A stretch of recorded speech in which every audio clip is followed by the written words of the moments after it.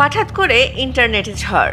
একটি নাম, একটি রহস্য, জেফ্রি এপস্টেইন। আরেকটি নাম যার পরিচয় আজও অজানা, সাতোশি নাকামোতো। প্রশ্ন উঠেছে, এই দুই কি আসলেই একজন?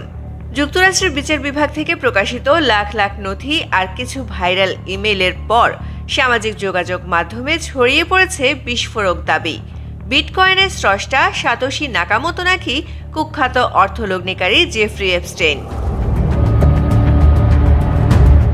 নথি বলছে, এপস্টেইন ক্রিপ্টো জগতে একেবারে বাইরের কেউ ছিলেন না। 2014 সালে তিনি কয়েনবেজে প্রায় $30 লাখ বিনিয়োগ করেন। পরে শেয়ার বিক্রি করে আয় করেন কোটি টাকা। ব্লকস্ট্রিমেও ছিল তার প্রাথমিক বিনিয়োগ। এমনকি MIT-তে দেয়া অনুদানের একটি অংশ দিয়ে একসময় বিটকয়েন কোর ডেভেলপারদের বেতনও দেয়া হয়। এত ঘনিষ্ঠতা দেখে প্রশ্ন জাগে, তাহলে কি সত্যিই সাতোশি?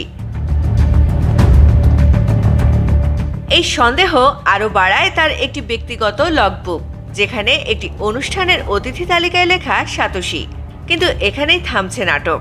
ফ্যাক্ট চেকাররা বলছেন, ভাইরাল ইমেলগুলো বিভ্রান্তকর। এপস্টেইনকে বিটকয়েনের হোয়াইট পেপারের লেখক বলা সম্পূর্ণ মিথ্যা।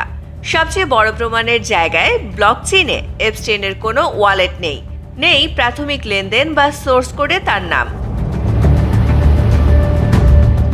বিশেষজ্ঞদের সিদ্ধান্ত স্পষ্ট, এপস্টেইন ছিলেন একজন আগ্রহী বিনিয়োগকারী, সাতোশি নাকামোতো নন।